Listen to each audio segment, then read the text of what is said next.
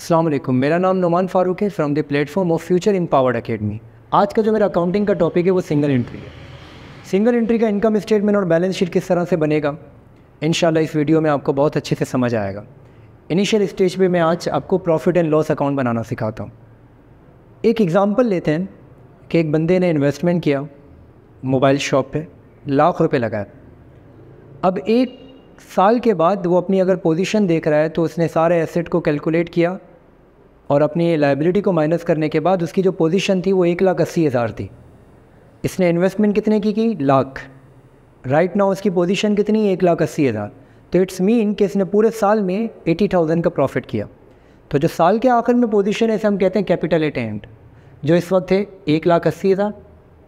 और जो स्टार्ट में इसने इन्वेस्ट किया था उसे हम कहते हैं कैपिटल एट स्टार्ट।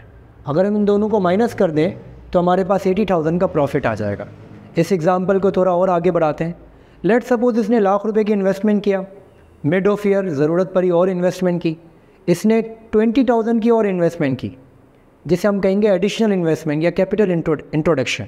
मज़ीद जो किया 20,000 की, अब जाहिर सी बात है लाख रुपए पहले लगाए थे, 20,000 और हो गए तो 1,20,000 की इन्वेस्टमेंट हो गई। और ईयर एंड पे इसकी पोजीशन है 1,80,000। तो इसने कितने कमाए, 60,000 कमाए। तो हम एडिशनल इन्वेस्टमेंट को भी माइनस कर देंगे। अब आते हैं ड्राइंग। ड्राइंग क्या होती है, इसने लाख रुपए इन्वेस्ट किए, मिड ऑफ ईयर 20,000 और इन्वेस्ट किए, 1,20,000 हो गए।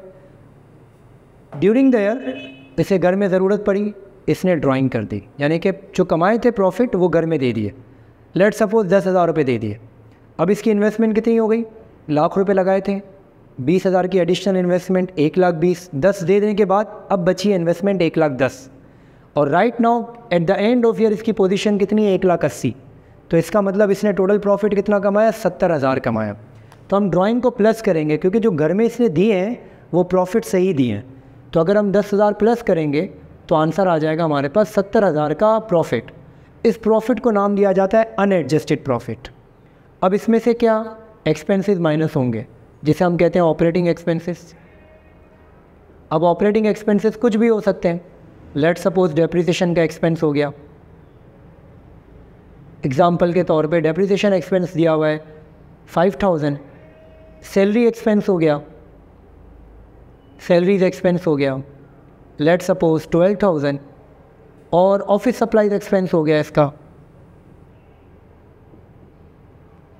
8,000। तो टोटल इसके ऑपरेटिंग एक्सपेंसेस हो गए। टोटल ऑपरेटिंग एक्सपेंसेस अगर इसकी कैलकुलेट करें हम तो 20,000, 25,000। इसने अनएडजस्टेड प्रॉफिट कितना कमाया, 70,000।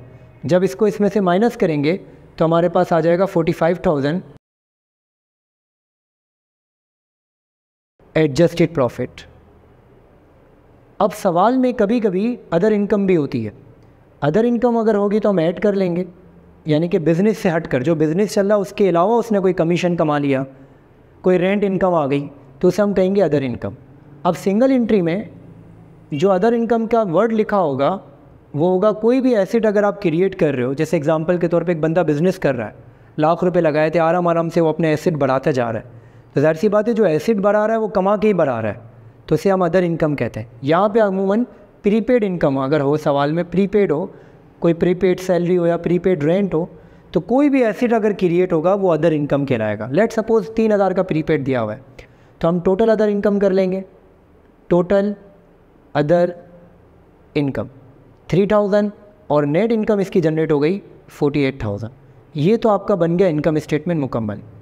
अब सवाल में कैपिटल एट एंड सवाल में या कैपिटल एट स्टार्ट नहीं दिया हुआ होता, तो हमें निकालने के लिए कैलकुलेशन करनी पड़ती है। Calculation for capital eight and या कैपिटल एट स्टार्ट। तो कैपिटल निकालने का फॉर्मूला है एसेट लेस लायबिलिटी।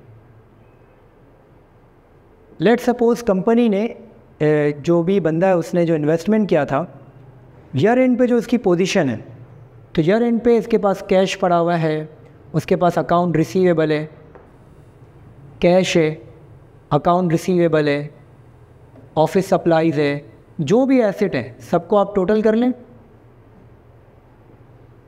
सबका आप टोटल कर लें। लेट सपोज कैश है उसके पास और अकाउंट रिसीवेबल है, सबका टोटल करने के बाद इसमें से लाइबिलिटी लाइक अकाउंट पेएबल या नोट पेएबल जो भी ईयर एंड के बैलेंसेस है वही लेंगे हम। माइनस करने के बाद टोटल लाइबिलिटी, जब एसेट में से हम लाइबिलिटी को माइनस करेंगे तो हमारे पास जो है वो कैपिटल आ जाएगा।